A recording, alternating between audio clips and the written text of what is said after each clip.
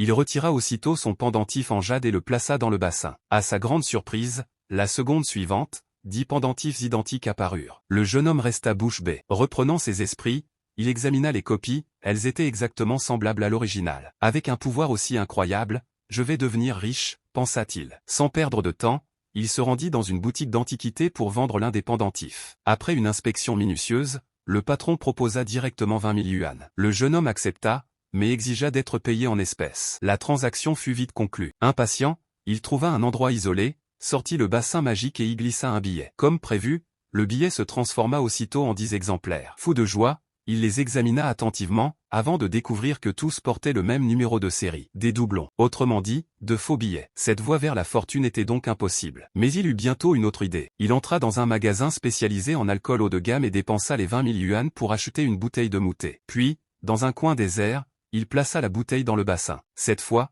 aucune anomalie, les copies étaient parfaites et indétectables. En revendant les bouteilles, il gagna facilement 200 000 yuans. Malgré tout, il trouvait que cela restait trop lent. Il décida alors de frapper un grand coup. Il se rendit dans une bijouterie, en empruntant 1 million de yuan, acheta un lingot d'or d'1 kilogramme. Convaincu que sa fortune allait exploser, il plaça le lingot dans le bassin. Mais à peine l'avait-il déposé que quelque chose d'étrange se produisit. Le lingot d'or disparut.